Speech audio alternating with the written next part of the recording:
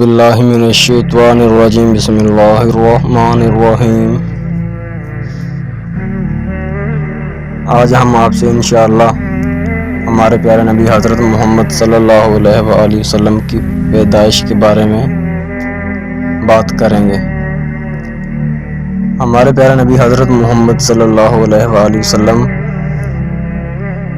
اس سال پیدا ہوئے جس سال اللہ تعالیٰ نے ابرہہ کو مکہ میں ختم کیا تھا، یعنی اس سال ابرہہ مکہ پر حملہ کرنے کی نیت سے آیا تھا، تو اللہ تعالیٰ نے اس کے حملے کو ناکام بنا دیا، جس کا ذکر اللہ تعالیٰ نے سورۃ الفیل میں کیا ہے۔ ہمارے نبی حضرت محمد صلی اللہ علیہ وآلہ وسلم اس واقعے کے چند دن بعد پیدا ہوئے۔ آپ جس مکان میں پیدا ہوئے وہ صفا پہاڑی کے قریب تھا۔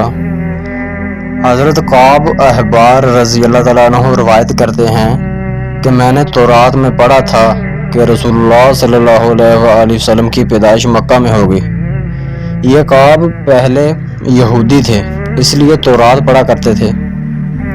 دنیا میں آتے ہی حضور اکرم صلی اللہ علیہ وسلم روئے۔ حضرت عبد الرحمن بن عوف رضی اللہ تعالیٰ عنہ کی والدہ کہتی ہیں کہ جب حضرت آمنہ کے ہاں ولادت ہوئی تو میں وہاں موجود تھی۔ آپ صلی اللہ علیہ وسلم میرے ہاتھوں میں آئے۔ یہ غالباً دایا تھی، یعنی کہ عام الفاظ میں جسے ہم دائی کہتے ہیں، بچہ جننے والی۔ ان کا نام شفا تھا۔ یہ فرماتی ہیں کہ جب آپ میرے ہاتھوں میں آئے تو روئے۔ اس کے بعد آپ کے دادا عبد المطلب کو آپ کی ولادت کی اطلاع دی گئی۔ عبد المطلب اس وقت خانہ کعبہ کا طواف کر رہے تھے۔ اطلاع ملنے پر گھر آئے، بچے کو گود میں لیا، یعنی آپ صلی اللہ علیہ وسلم کو گود میں اٹھا لیا۔ اس وقت آپ کی والدہ نے ان سے کہا، یہ بچہ عجیب ہے، سجدے کی حالت میں پیدا ہوا ہے، یعنی پیدا ہوتے ہی اس نے پہلے سجدہ کیا، پھر سجدے سے سر اٹھا کر انگلی آسمان کی طرف اٹھائی۔ عبد المطلب نے آپ کو دیکھا، اس کے بعد آپ کو کعبہ میں لے گئے، یعنی بیت اللہ میں لے گئے۔ آپ کو گود میں لیے پھر رہے اور طواف کر رہے تھے، یعنی کہ آپ صلی اللہ علیہ وسلم کو گود میں لے کر ہاتھ میں پکڑ کر طواف کرنے لگے۔ پھر واپس لا کر حضرت آمنہ کو دے دیا۔ آپ کو عرب کے دستور کے مطابق ایک برتن سے ڈھانپا گیا، لیکن وہ برتن ٹوٹ کر آپ کے اوپر سے ہٹ گیا۔ اس وقت آپ انگوٹھا چوستے نظر آئے۔ اس موقع پر شیطان بری طرح چیخا۔ تفسیر ابن مخلد میں ہے کہ شیطان صرف 4 مرتبہ چیخا۔ پہلی بار اس وقت جب اللہ تعالیٰ نے اسے ملعون ٹھہرایا،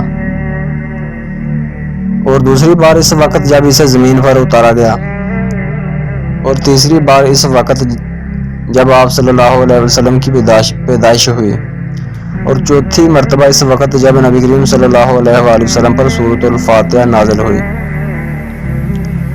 یعنی کہ سورۃ الفاتحہ کی اللہ تعالیٰ نے اتنی فضیلت رکھی کہ شیطان جب یہ سورۃ فاتحہ نازل ہوئی تو شیطان نے چیخنا شروع کر دیا۔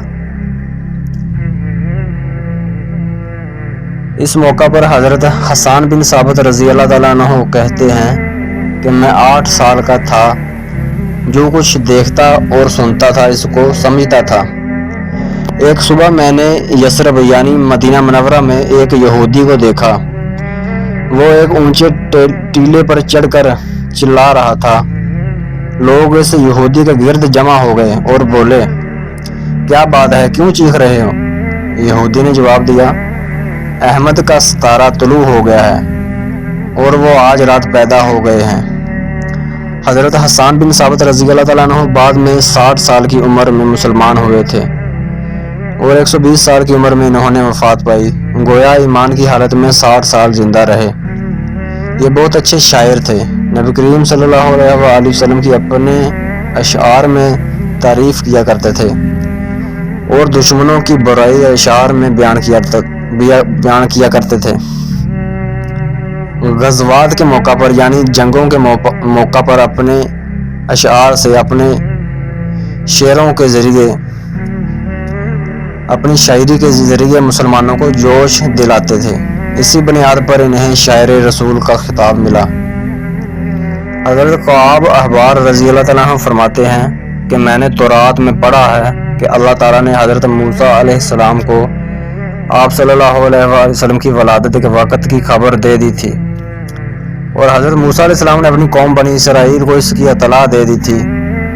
اس سلسلے میں انہوں نے فرمایا تھا، تمہارے نزدیک جو مشہور چمکدار ستارہ ہے، جب وہ حرکت میں آئے گا تو وہی وقت رسول اللہ صلی اللہ علیہ وآلہ وسلم کی پیدائش کا ہوگا۔ یہ خبر بنی اسرائیل کے علماء ایک دوسرے کو دیتے چلے آئے تھے، اور اس طرح بنی اسرائیل کو بھی آپ صلی اللہ علیہ وآلہ وسلم کی ولادت کا وقت اور اس کی علامت معلوم تھی۔ حضرت عائشہ رضی اللہ تعالیٰ عنہ سے روایت ہے کہ ایک یہودی عالم مکہ میں رہتا تھا۔ جب وہ رات آئی جس میں آپ صلی اللہ علیہ وآلہ وسلم پیدا ہوئے تو وہ قریش کی ایک مجلس میں بیٹھا تھا۔ اس نے کہا، کیا تمہارے ہاں آج کوئی بچہ پیدا ہوا ہے؟ لوگوں نے کہا، ہمیں تو معلوم نہیں۔ اس پر اس یہودی نے کہا، میں جو کچھ کہتا ہوں اسے اچھی طرح سن لو۔ آج اس امت کا آخری نبی پیدا ہو گیا ہے، اور قریش کے لوگوں وہ تم میں سے ہے، یعنی وہ قریشی ہے۔ اس کے کندھے کے پاس ایک علامت ہے، یعنی مہر نبوت۔ اس میں بہت زیادہ بال ہیں، یعنی گھنے بال ہیں، اور یہ نبوت کا نشان ہے، نبوت کی دلیل ہے۔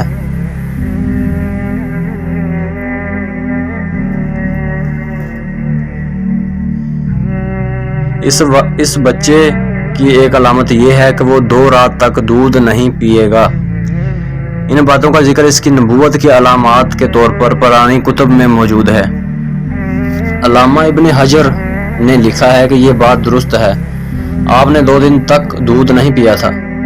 یہودی عالم نے جب یہ باتیں بتائیں تو لوگ وہاں سے اٹھ گئے۔ انہیں یہودی کی باتیں سن کر بہت حیرت ہوئی۔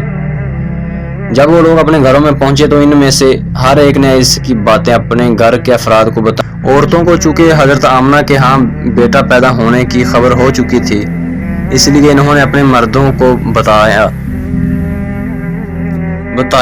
ذرا چل کر مجھے وہ بچہ دکھاؤ۔ لوگ اسے ساتھ لیے حضرت آمنہ کے گھر کے باہر آئے، ان سے بچہ دکھانے کی درخواست کی۔ آپ نے بچے یعنی آپ صلی اللہ علیہ وسلم کو کپڑے سے نکال کر انہیں دے دیا۔ لوگوں نے آپ کے کندھے پر سے کپڑا ہٹایا۔ یہودی کی نظر جو ہی مہر نبوت پر پڑی تو وہ فوراً بے ہوش ہو کر گر پڑا۔ اسے ہوش آیا تو لوگوں نے اس سے پوچھا، تمہیں کیا ہو گیا تھا؟ جواب میں اس یہودی نے کہا کہ میں اس غم سے بے ہوش ہوا تھا کہ میری قوم میں سے نبوت ختم ہو گئی، اور اے قریشیو، اللہ کی قسم، یہ بچہ تم پر زبردست غلبہ حاصل کرے گا اور اس کی شہرت مشرق سے مغرب تک پھیل جائے گی۔